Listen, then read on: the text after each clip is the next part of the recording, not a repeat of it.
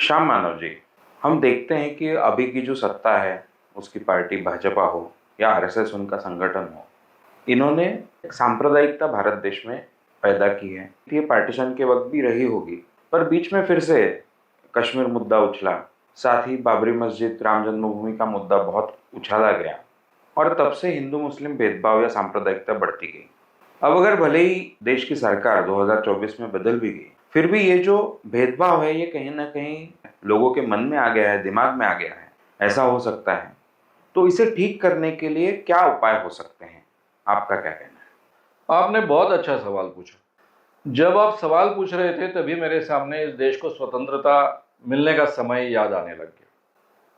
15 अगस्त 1947 में हम देश के स्वतंत्रता मिलने का उत्सव मना रहे थे और दूसरी तरफ हिंदू मुस्लिम दंगे हो रहे थे।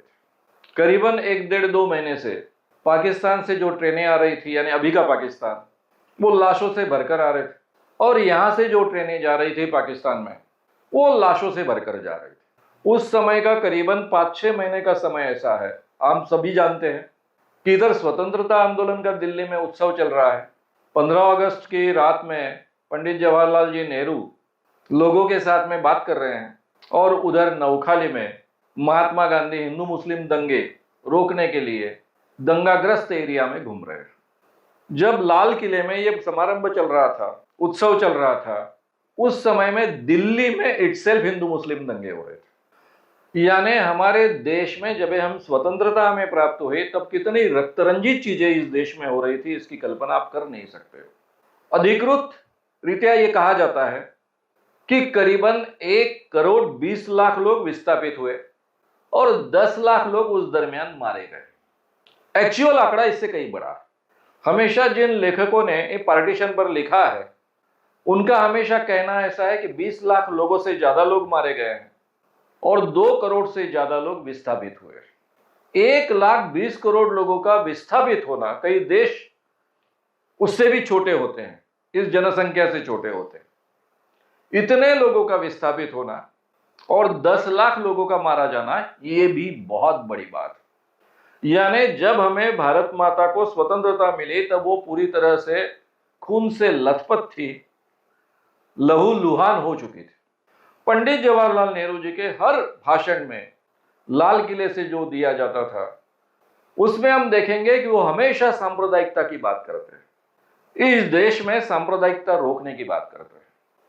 और वहां से लेकर फिर 1 साल में गांधी जी की हत्या के बाद में ये वातावरण करीबन रुक गया और 1948 से लेकर तो बाबरी मस्जिद ढहने तक, तब तक का समय, इतने सालों का समय, आपको पूरे देश में छुटपुट दंगे होते थे, लेकिन कोई भी बड़े हिंदू मुस्लिम कुछ ऐसे विभाजन इस देश में है, ऐसी कोई बात नहीं दिखती थी।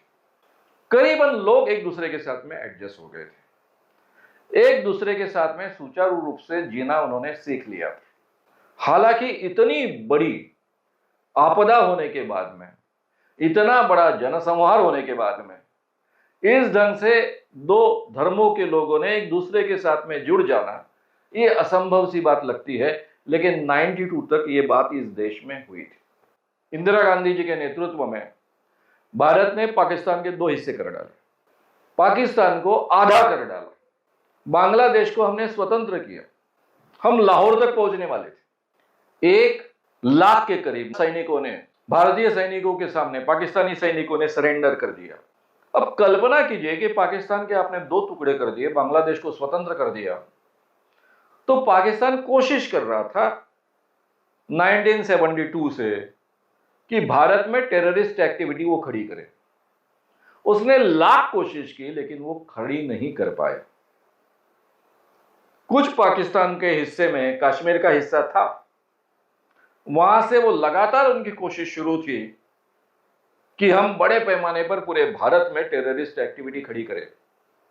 क्योंकि जब कोई युद्ध में एक दूसरे को हरा नहीं सकता है तो नेचुरली जो छोटा होता है, जिसमें कम दमखम होता है, वो दूसरे को तकलीफ देने के लिए कुछ तो भी ऐसी चीजें करेगा, टेररिस्ट एक्टिविटी जैसी चीजें करेगा।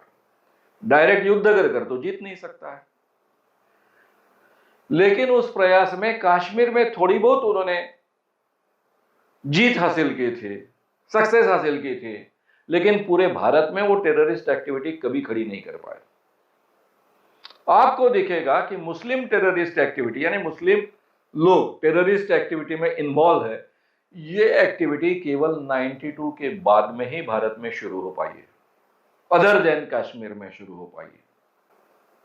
कश्मीर के अलावा, और वो भी बहुत छूट-फूट तरीके से, बड़े पैमाने पर कभी वहां भी वो क्रिएट नहीं कर पाए थे।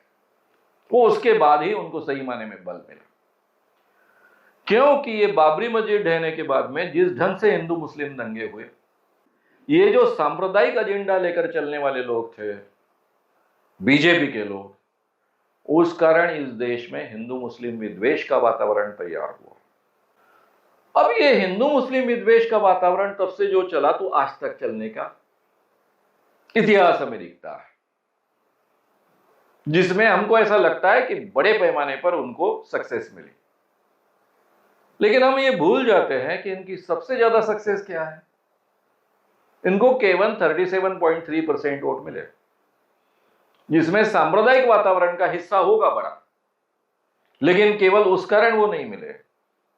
2019 को बीजेपी को जो 37.3% वोट मिले, उसमें विकास का भी मुद्दा बहुत बड़ा था, बाकी कुछ पर्याय नहीं था, इसका भी मुद्दा था, और फिर पुलवामा बालाकोट जैसे प्रकरण का भी हिस्सा था।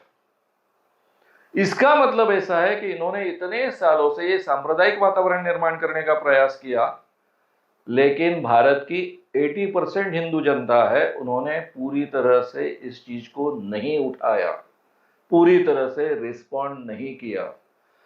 क्योंकि हिंदू कल्चर की जो भी विशेषताएं हैं, इन विशेषताओं में एक सबसे बड़ी बात है कि ये भारतीय कल्चर, जिसे हम हिंदू कल्चर कहते हैं, ये बहुत सहिष्णु कल्चर है।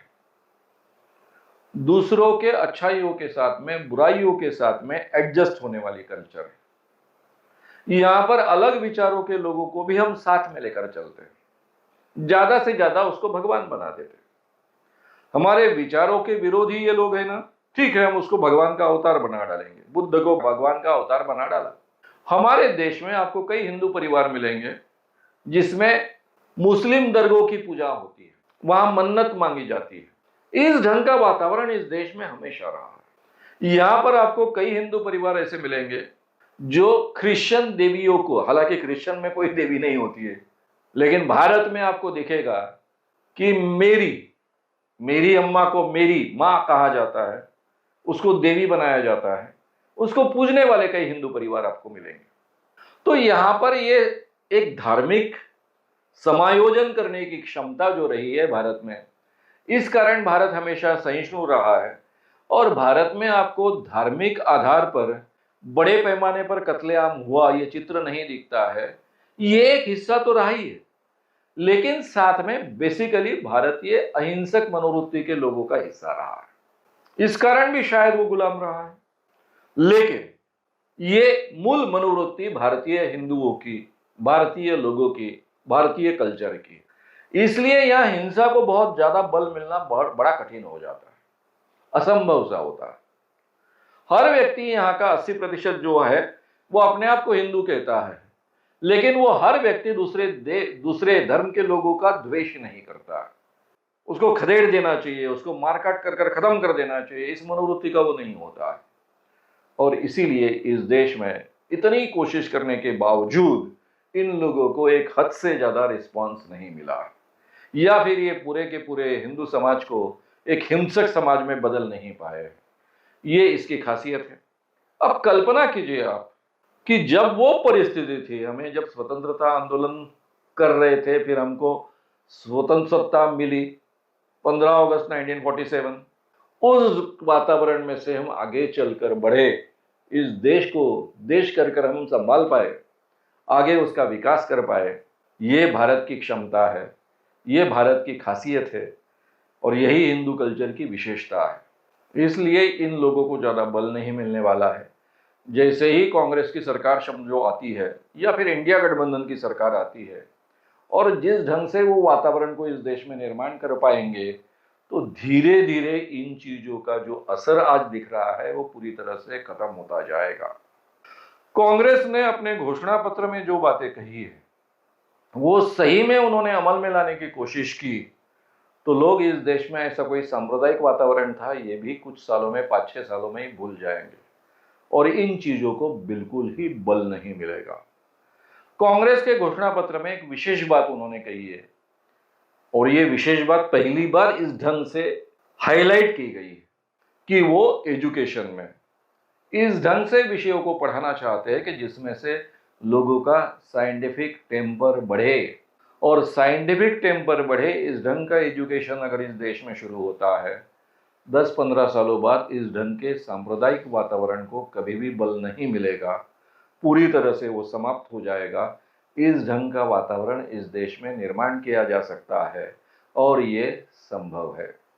एक बार इंसान अगर वैज्ञानिक तरीके से सोचता है, जिसको हम साइंटिफिक टेम्पर कहते हैं, उस ढंग से अगर सोचता है, रैशनली सोचता है, तो इस ढंग से किसी दूसरे धर्म के व्यक्ति का द्वेष ही नहीं कर सकता है और दूसरे इंसान को मारने की सोच भी नहीं सकता है। जब इस ढंग का वातावरण ज़्यादा बड़े पैमाने पर फैलेगा, आम व्यक्ति इस ढंग से सोचने लगेगा, तो इन लोगों का आधार ही पूरी तरह से खत्म हो जाएगा और फिर भारत में कोई भी सांप्रदायिक ढंग से इस देश को ले जाने की कोशिश करेगा भी तो भी उसको कभी भी सफलता नहीं मिलेगी। अगर आपको ये वीडियो पसंद आया हो तो उसे ज़रूर लाइक करें, लोगों में ये अवेयरनेस फैलाने में हमारी मदद करें, वीडियो को ज़रूर शेयर भी करें। तो हमारे YouTube चैनल शाम मानव को विज़िट करें। ऐसे सारे वीडियोस का आनंद लेने के लिए हमारे चैनल को सब्सक्राइब करें, उसके लिए सब्सक्राइब बटन दबाएं। नए वीडियोस का नोटिफिकेशन पाने के लिए बेल आइकन दबाएं।